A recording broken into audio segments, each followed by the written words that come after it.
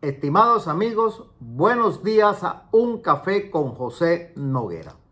Hoy hablaremos sobre la política industrial y los dragones del este de Asia. Hace 50 años, Corea del Sur, Hong Kong, Singapur y Taiwán eran países muy pobres que de repente comenzaron a crecer de una manera tan rápida que en 3 décadas se convirtieron en países desarrollados. Y actualmente se encuentran entre los países más ricos del mundo. Debido a ese espectacular proceso de crecimiento económico, los analistas usualmente se refieren a ello como los dragones asiáticos. Aparte está el llamado milagro japonés, que comparte muchas características con los dragones, aunque Japón arrancó un poco antes y también un peldaño más antes. En 1854, el comodoro Matthew Perry y los barcos negros de la Armada de Estados Unidos forzaron una apertura del Japón al mundo exterior.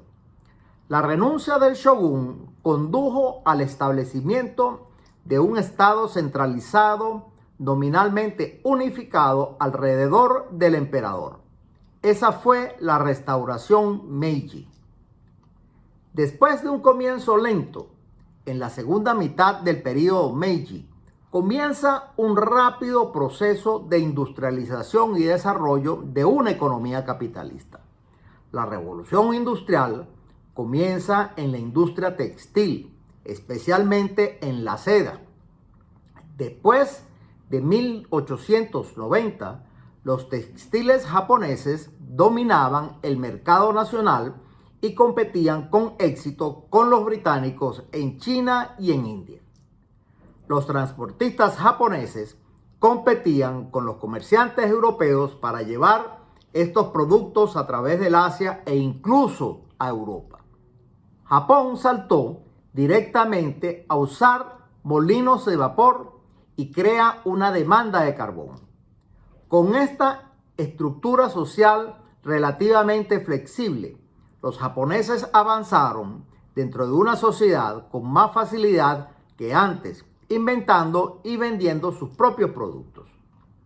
Más importante fue que los japoneses ahora tenían una población más educada, por lo que el sector industrial de Japón creció significativamente.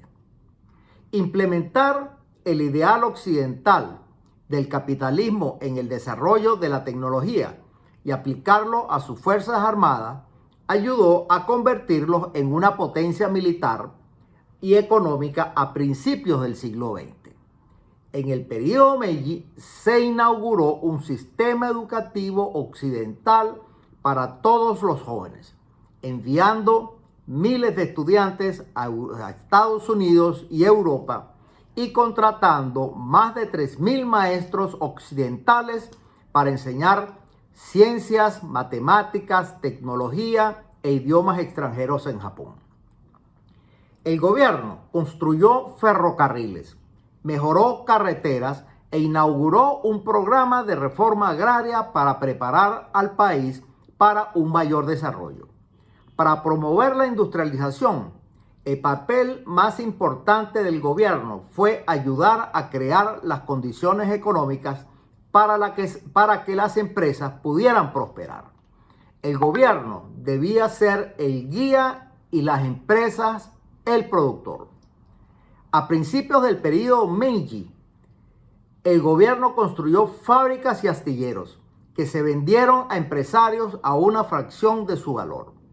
Muchas de estas empresas se convirtieron rápidamente en conglomerados más grandes y el gobierno emergió como principal promotor de la empresa privada, promulgando una serie de políticas favorables a las empresas. El desarrollo de la banca y la dependencia de la financiación bancaria han estado en el centro del desarrollo económico japonés desde la era Meiji. En 1928, el Producto Nacional Bruto de Japón, a precios corrientes, alcanzó un máximo de 16.506 millones de yenes. A mediados de los 30, las tasas salariales nominales japonesas eran una décima parte de la de los Estados Unidos, mientras que el nivel de precio era aproximadamente un 44% del de los Estados Unidos. Antes de la Segunda Guerra Mundial, Japón había construido un extenso imperio que incluía Taiwán, Corea, Manchuria y partes del norte de China, y consideraba esa esfera de influencia como una necesidad política y económica, evitando que los estados extranjeros bloquearan el acceso de Japón a materias primas y rutas marítimas cruciales. Japón poseía muy pocos recursos naturales propios, e importaba grandes cantidades de carbón de Corea, Manchukuo y las regiones ocupadas de China.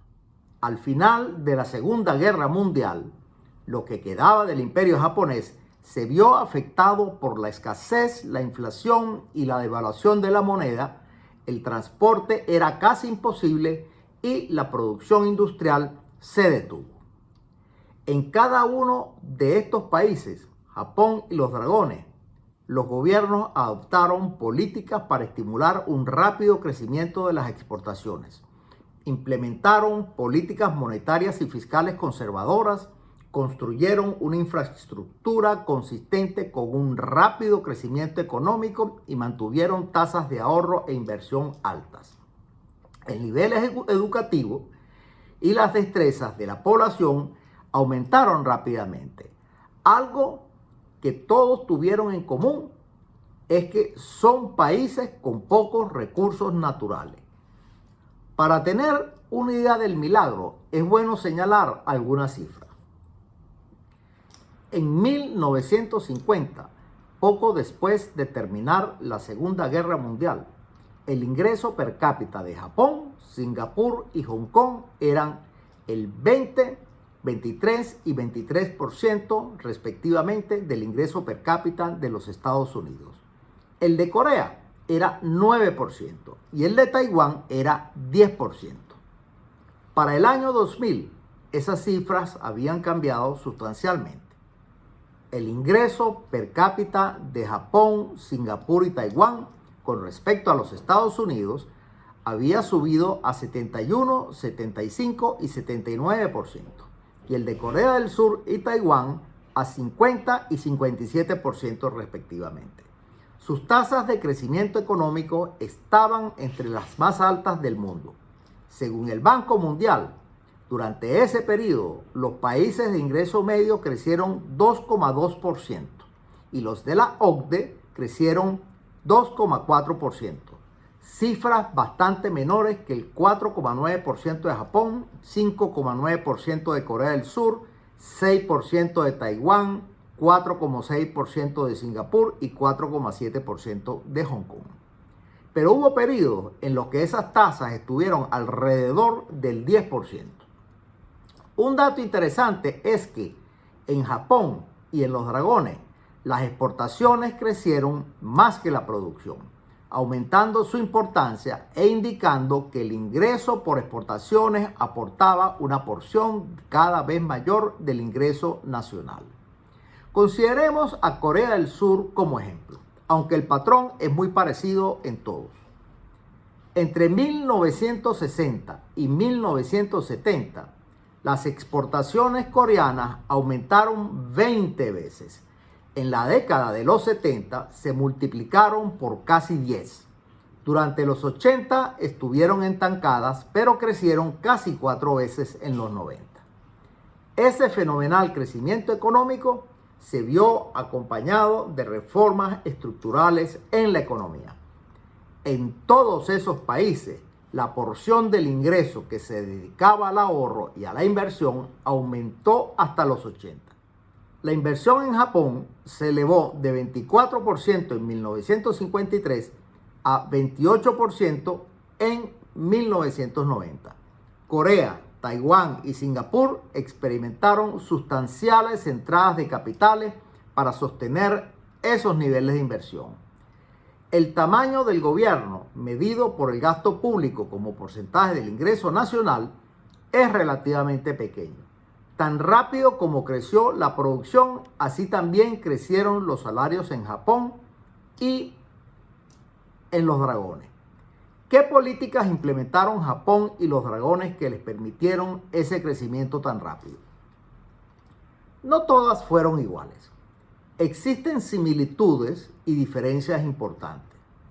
Hay 6 aspectos que son de interés: la política comercial, los pagos internacionales, el mercado laboral, el mercado de capitales, las políticas macroeconómicas y el papel del gobierno fueron claves. Analicemos qué hizo cada país por separado.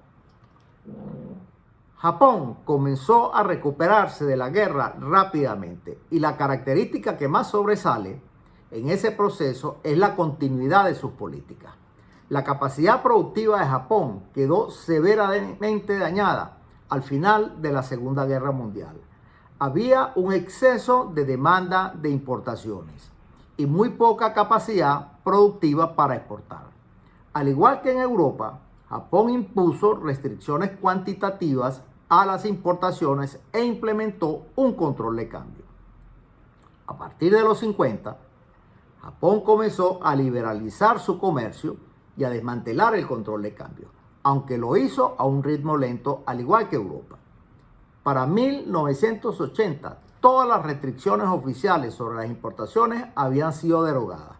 Existían las organizaciones industriales de producción, los Keiretsu, un conjunto de empresas cuyas relaciones comerciales estaban entrelazadas.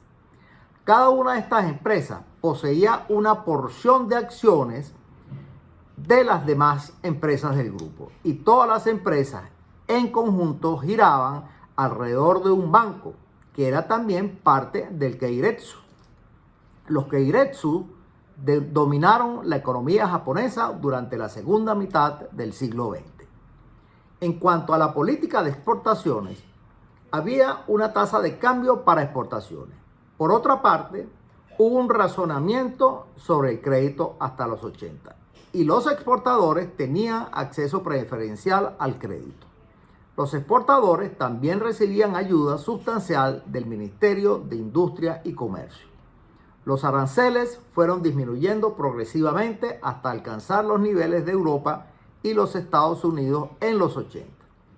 Esta medida, más la implementación de una tasa de cambio única, redujo sustancialmente la intervención del gobierno para favorecer ciertas industrias. Cuando finaliza la Segunda Guerra Mundial, los japoneses se retiran de Corea, poniendo fin a sus 45 años de colonización. Sufrían una hiperinflación y la economía estaba destruida. En la partición que se hizo, Corea del Norte se quedará con la mayor parte de las manufacturas y plantas de generación de electricidad de la península. Al poco tiempo, el norte invade al sur y comienza la Guerra de Corea. Cuando termina la guerra, Corea del Sur estaba entre los países más pobres de Asia y del mundo, y sus perspectivas económicas eran muy sombrías. La tasa de ahorro era casi cero, y la poca inversión era financiada con la ayuda estadounidense, que a su vez era utilizada para financiar las importaciones. Inicialmente, Corea del Sur implementó las típicas políticas de los países en desarrollo. Una política de sustitución de importaciones con un control de cambio de múltiples tasas, en donde la tasa del mercado negro era bastante más alta que la más alta de las tasas oficiales. Con severas restricciones sobre las importaciones, con una de las inflaciones más altas del mundo un déficit del sector público gigantesco y un mercado de trabajo sumamente regulado. Colocaron el salario mínimo muy alto, lo que ocasionó una tasa de desempleo de 25%. A partir de 1958, las políticas comenzaron a cambiar sustancialmente. De una política orientada al mercado interno, se cambió hacia una política de incentivo a las exportaciones. La tasa de cambio se depreciaba a una velocidad mayor que la tasa de inflación. El objetivo era tener un precio del dólar lo suficientemente costoso para que las exportaciones fueran competitivas. También se consideraron subsidios a las exportaciones y algunos otros incentivos, que se aplicaban igual a todos los productos. Los controles a las importaciones fueron progresivamente desmantelados. A mediados de los 60 se aprobó una reforma fiscal que disminuyó drásticamente el déficit del gobierno, bajando la tasa de inflación a menos del 10% a finales de la década. Estas medidas ocasionaron un aumento en las tasas de ahorro e inversión y la balanza de pagos comenzó a tornarse en superávit, con las exportaciones creciendo cada vez más. El caso de Taiwán es bastante parecido al de Corea del Sur. Su tasa de crecimiento fue 8,1% promedio en el periodo 1965-1990. Fue más espectacular que el de Corea. Las reformas en Taiwán comenzaron a comienzos de los 50 y el crecimiento rápido antes que en Corea. La tasa de cambio estaba subvaluada y la política estaba orientada a fomentar las exportaciones. La política en Taiwán era muy parecida a la de Corea, pero había dos diferencias que resaltar. La primera es que en Corea existían los chaebol, que eran conglomerados industriales muy parecidos a los keiretsus de Japón y que, al igual que en Japón, tuvieron un papel fundamental. En Taiwán, por el contrario, las empresas exportadoras eran compañías pequeñas comparadas con los estándares internacionales. La segunda es que en Corea, al igual que en Japón, no se estimuló la inversión extranjera al menos hasta los 60. En Taiwán, por el contrario, Taiwán fue muy receptivo a la inversión extranjera. A diferencia de otros casos, la estrategia de Hong Kong es el prototipo del laissez-faire. Durante la ocupación británica, las autoridades no intervinieron en la economía, sino que permitieron el libre comercio sin control sobre el dólar de Hong Kong. En las únicas áreas en las que el gobierno intervino fuertemente fue en la inversión en infraestructura y en educación. Al igual que Hong Kong, Singapur es una ciudad-estado que no tiene una importante actividad agrícola. En los años 50, Singapur adoptó políticas de sustitución de importaciones que duraron hasta mediados de los 60, cuando empezó a adoptar políticas orientadas a la exportación, convirtiéndose virtualmente en una economía de libre comercio.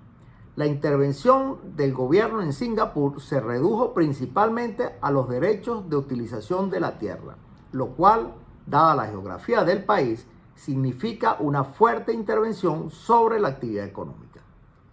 Singapur ha estimulado altas tasas de ahorro mediante su Fondo de Previsión de los Trabajadores, el cual impone una tasa obligatoria muy alta de hasta 50% de ahorro de las ganancias. Este dinero es depositado en cuentas individuales y puede ser retirado solo en circunstancias muy especiales. Algo común en Japón y en los dragones fue su apego a integrarse con la economía mundial y a facilitar las exportaciones. La variedad de políticas preferenciales de acceso al crédito racionado, recortes de impuestos y otras diseñadas para estimular la exportación beneficiaron a todo tipo de empresas deseosas de exportar sin discriminar ninguna actividad. A medida que las exportaciones fueron aumentando, los gobiernos se fueron dando cuenta de que era muy costoso mantener los impuestos de los exportadores, racionar el crédito o subsidiar las exportaciones, por lo que gradualmente estas medidas fueron desapareciendo para apoyar una política de exportaciones con una tasa de cambio única y lo suficientemente depreciada para estimular las exportaciones. Hay quienes han descrito la estrategia de crecimiento de Japón como de promoción a las exportaciones a través de la protección de la tasa de cambio. Las autoridades monetarias siempre tuvieron mucho cuidado en garantizar que las ganancias de los exportadores mantuvieran su valor real, es decir, su mismo poder adquisitivo luego de tomar en cuenta la inflación. En Corea, esta política fue implementada en los primeros años ajustando el crédito impositivo, los subsidios a la tasa de interés y a las exportaciones, pero estos fueron poco a poco desmantelados para utilizar la tasa de cambio como la principal y única herramienta para estos propósitos. Singapur y Hong Kong también utilizaron la tasa de cambio y Taiwán unificó su tasa de cambio a comienzos de los 60. Con respecto a las importaciones, Hong Kong siempre ha tenido libre comercio y Singapur bajó sustancialmente los aranceles al poco tiempo. Por el contrario, Corea comenzó su política orientada a las exportaciones con un régimen bastante restrictivo de las importaciones que fue relajando paulatinamente a partir de los 60, aunque todavía perduran ciertos controles. Japón también liberalizó sus restricciones a las importaciones a finales de los 60. Esto vino en conjunto con la liberalización de la cuenta de capital, es decir, la facilidad con la que se pueden hacer los pagos internacionales, con la excepción de Hong Kong, que nunca impuso restricciones. No obstante, Japón y Corea tendieron a desestimular la inversión extranjera, mientras que Singapur explícitamente la estimuló como un componente clave de su estrategia de desarrollo. En general, se puede afirmar que todos los exportadores del este asiático implementaron importantes incentivos a la exportación de todas las industrias y actividades. Hubo algunos casos de intervención gubernamental y algunos de ellos terminaron siendo errores severos. Aún así, la intervención del gobierno fue bastante pequeña en comparación con los países que adoptaron sustitución de importaciones. Asimismo, hubo una tendencia a una mayor liberalización del comercio para importar y exportar. Actualmente, todos han liberalizado completamente su cuenta de capitales, es decir, realizan pagos internacionales sin ningún problema, con la excepción de Corea, que ha liberalizado bastante, pero que todavía no termina de hacerlo completamente. El tamaño del gasto del gobierno en Japón y los dragones es bastante pequeño en comparación con la mayoría de los países en desarrollo. Cada país ha aprobado reformas fiscales y otras medidas que aseguran que los déficits del gobierno sean relativamente pequeños. Singapur, Taiwán y Hong Kong han mantenido persistentes superávit, mientras que Japón ha tenido su balance fiscal bastante equilibrado.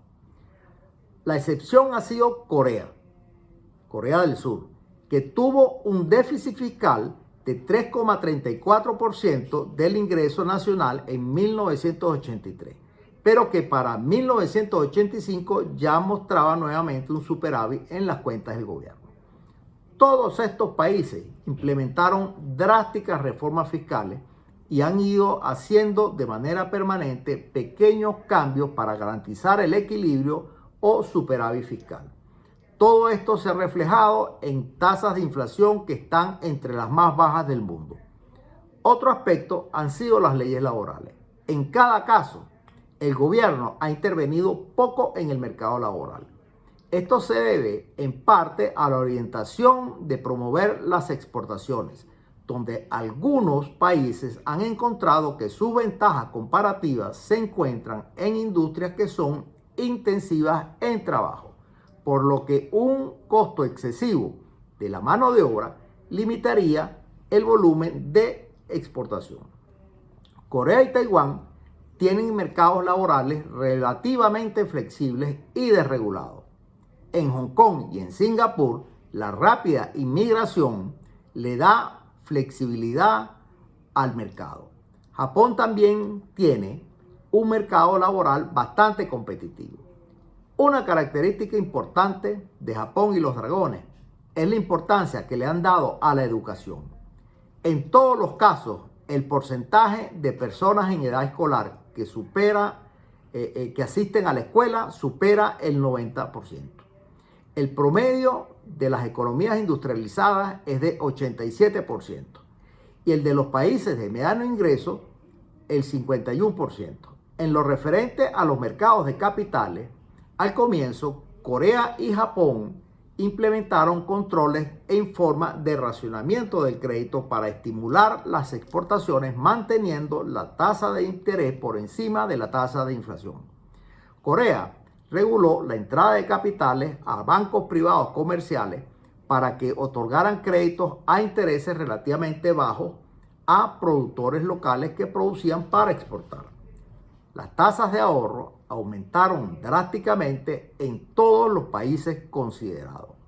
Taiwán y Corea, que tenían tasas de ahorro menores al 5% en 1950, elevaron a más de 30% sus tasas de ahorro en los 80. Japón comenzó con un nivel más alto, pero terminó con tasas de ahorro similares. Un punto muy importante es el papel del gobierno.